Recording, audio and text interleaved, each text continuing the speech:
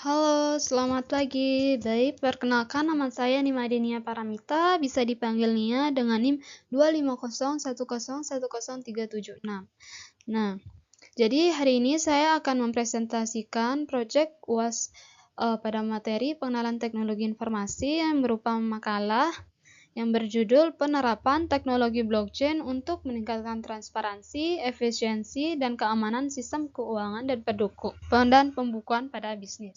Nah, ada beberapa hal yang akan saya bahas pada presentasi kali ini, yaitu membahas mengenai latar belakang, rumusan masalah, tujuan dan manfaat, konsep blockchain, transparansi sistem bisnis dengan blockchain, efisiensi sistem bisnis dengan blockchain, keamanan sistem bisnis dengan blockchain, tantangan dan solusi, beserta kesimpulan.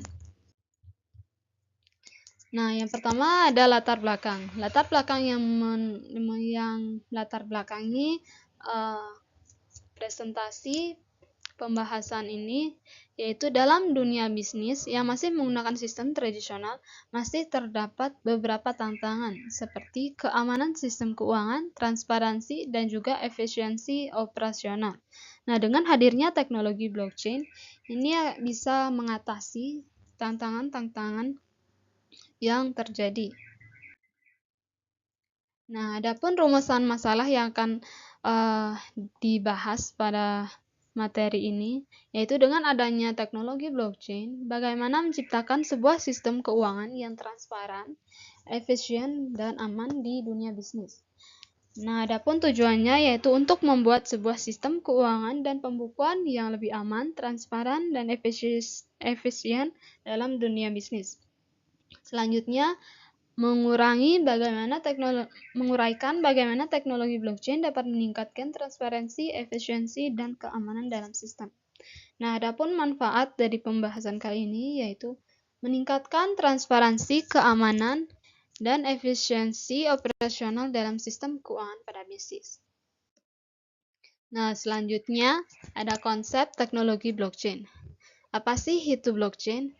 Nah, blockchain adalah sebuah buku besar digital yang terdistribusi yang mencatat setiap transaksi dalam blok-blok yang saling terhubung secara kriptografis dan terdesentralisasi. Nah, di mana cara kerjanya yaitu setiap transaksi yang terjadi itu akan divalidasi dan diverifikasi oleh berbagai jaringan atau node-node yang tersebar. Nah, di mana jika transaksi itu valid dan sudah disetujui oleh berbagai node, transaksi itu akan dicatat dalam sebuah blok baru yang dimana menggunakan sistem kriptografis dan juga hashing. Nah, di mana dalam blok ini transaksi atau data yang tercatat itu akan saling terhubung dan mempunyai hash dari blok sebelumnya. Jadi keamanan dari data-data yang tersimpan akan lebih meningkat. Nah, prinsip-prinsip dalam teknologi blockchain ada 3, yaitu ada desentralisasi, ada immutability, dan juga transparan. Nah, untuk desentralisasi, di mana transaksi atau data yang tersimpan dalam blockchain itu terdesentralisasi. Artinya tidak terpusat pada satu titik. Jadi tidak ada satu entitas yang memegang kontrol sehingga mencegah atau mengurangi risiko terjadinya manipulasi data atau pemalsuan data. Nah, yang kedua ada immutability. Nah, di mana dalam setiap blok itu akan mengandung hash dari blok sebelumnya. Jadi setiap blok akan saling berkaitan dengan blok sebelumnya. Nah, ini akan menciptakan sistem keamanan yang lebih tinggi dan mencegah terjadinya pencurian data, pemalsuan data. Nah, dan data-datanya itu tidak bisa diubah atau dimanipulasi. Nah, yang ketiga ada transparan. Nah, di mana setiap data atau transaksi yang terjadi pada blockchain itu bisa dilihat oleh siapapun. Jadi setiap datanya itu transparan. Ini yang membuat data atau transaksi yang terjadi di blockchain itu tidak dapat diubah dan tidak dapat dimanipulasi karena keamanannya yang transparan. Nah, selanjutnya ada transparansi sistem keuangan dengan blockchain. Nah, karakteristik kerjanya dalam transparansi sistem itu yaitu ada distributed ledger yang terdesentralisasi, ada immutable audit trail, dan juga real-time financial reporting. Nah, penerapannya itu ada pencatatan, pembukuan, laporan keuangan dengan teknologi blockchain,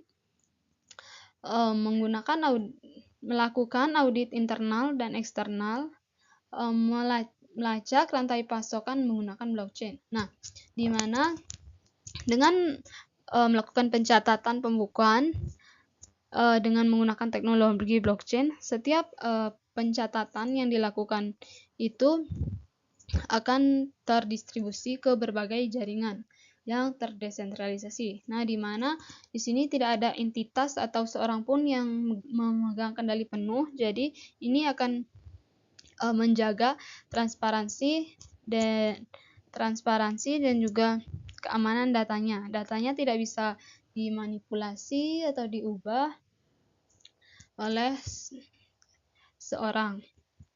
Nah, saat melakukan audit internal dan eksternal, data-data yang sudah tercatat dalam blockchain itu akan transparan. Jadi, saat melakukan audit akan menjadi lebih mudah karena datanya sudah transparan dan datanya terdesentralisasi. Nah, dengan teknologi blockchain, melacak rantai pasokan juga menjadi lebih mudah. Nah, sekarang ada efisiensi sistem dengan blockchain. Nah, di mana karakteristik kerjanya yaitu otomatisasi dengan smart contract, efisiensi dengan supply chain finance, ada efisiensi dalam transaksi keuangan. Nah, penerapannya yaitu lakukan transaksi otomatis dengan smart contract sehingga lebih cepat, murah, dan aman. Nah, smart contract itu sendiri adalah sebuah program yang dimana akan langsung mengeksekusi sebuah perintah atau sebuah transaksi jika sesuatu kondisi sudah terpenuhi. Nah, hal ini akan membuat transaksi akan menjadi lebih cepat dan juga lebih aman. Nah, hal ini juga bisa mengurangi biaya karena saat melakukan transaksi secara otomatis itu akan menghilangkan peranan orang ketiga atau dari pihak lain. Jadi biayanya itu bisa berkurang. Nah, bisa juga melakukan audit menjadi lebih efisien dengan supply chain finance. Nah, di mana saat melakukan audit atau melakukan pengecekan mengenai rantai pasokan bisa langsung melalui teknologi blockchain. Nah, data-datanya bisa diakses secara transparan dan ini akan meningkatkan efisiensi dari auditnya. Nah, yang ketiga itu ada efisiensi dalam transaksi keuangan menggunakan cryptocurrency. Nah, di mana jika melakukan transaksi keuangan dengan lintas batas atau keluar negeri itu pasti membutuhkan waktu yang lebih lama dan juga biaya pengiriman yang lebih mahal. Nah, dengan menggunakan cryptocurrency ini bisa mengurangi waktu pengiriman, bisa juga secara real time dan juga mengurangi biaya transaksi. Nah, selanjutnya ada keamanan sistem dengan menggunakan blockchain. Nah, karakteristik kerjanya yaitu terdesentralisasi, menggunakan konsensus, menggunakan kriptografi asimetris, immutability, dan juga transparan. Nah, penerapannya yaitu data-data yang tersimpan dalam blockchain tidak dapat diubah atau dimanipulasi. Karena data yang tersimpan itu menggunakan konsep kriptografis dan juga konsensus. Nah, yang kedua, mencegah terjadinya penipuan, pencucian uang, korupsi pada sistem keuangan dengan menggunakan blockchain yang sangat transparan. Nah, di mana dari karakteristik kerja yang transparan ini, setiap transaksi keuangan atau aliran dana itu akan terlihat secara transparan. Nah, itu bisa dilacak juga menggunakan blockchain. Jadi, hal ini akan mengurangi terjadinya penipuan, pencucian uang, atau korupsi. Selanjutnya yaitu menggunakan public key dan juga private key. Nah, di mana ini merujuk pada kriptografis asimetris, di mana pada saat mengakses blockchain itu diperlukan yang namanya public key dan juga private key. Nah, hal ini juga dapat meningkatkan sistem keamanan dari teknologi blockchain. Nah, selanjutnya ada juga tantangan yang dihadapi saat mengadopsi teknologi blockchain. Yang pertama ada tantangan teknis. Nah, di mana biaya investasi yang mahal. Hal ini merujuk pada biaya investasi awal mengenai infrastruktur dan juga pelatihan untuk mengadopsi teknologi blockchain. Nah, selanjutnya dalam mengadopsi blockchain pastinya juga membutuhkan dan memerlukan tenaga ahli yang terampil dalam blockchain. Nah, berikutnya ada tantangan regulasi. Nah, di sini tantangan regulasinya yaitu belum adanya standar global yang jelas mengenai regulasi dalam transaksi berbasis blockchain.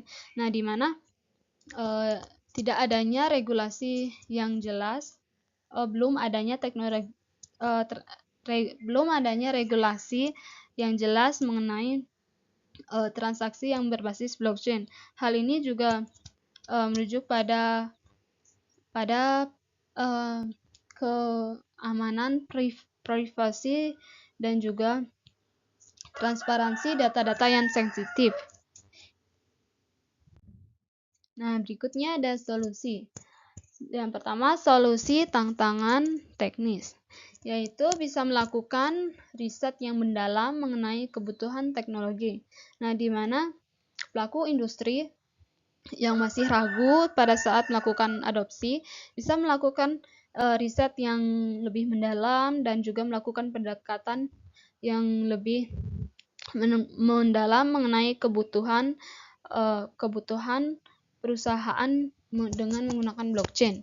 Nah, di mana hal ini juga bisa dilakukan dengan menerapkan salah satu sistem keuangan dialihkan menggunakan blockchain. Sehingga jika sudah terbukti keberhasilannya, setelah itu bisa diterapkan kepada seluruh sistem.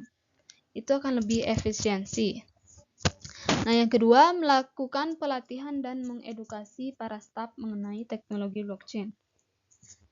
Nah, berikutnya ada solusi tantangan regulasi. Nah, di mana bisa melakukan upaya pendekatan kolaboratif dan proaktif dengan regulator. Contohnya, pelaku industri bisa melakukan pendekatan dengan melakukan kolaborasi bersama dengan regulator. Kolaborasinya yang berbasis blockchain yang bisa meningkatkan atau memberi dampak kepada publik supaya bisa meyakinkan regulator.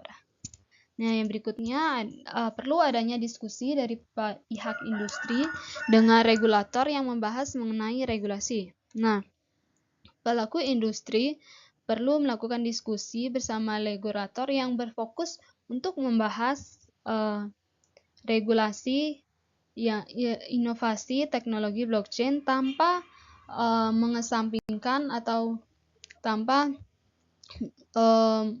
melupakan privasi atau juga data-data yang sensitif dari pengguna. Nah, kesimpulan dari pembahasan kita kali ini yaitu dengan hadirnya teknologi blockchain yang dapat mengubah sistem keuangan dan pencatatan yang tradisional dalam sebuah bisnis, teknologi ini bisa meningkatkan transparansi, efisiensi, dan juga keamanan data. Namun, di samping hal itu, masih terdapat tantangan-tantangan dalam mengadopsi teknologi ini. Contohnya seperti mahalnya biaya investasi, seperti investasi infrastruktur, beserta belum adanya regulasi yang jelas mengenai transaksi menggunakan teknologi blockchain. Nah, itu dia penjelasan saya hari ini. Sekian dan terima kasih.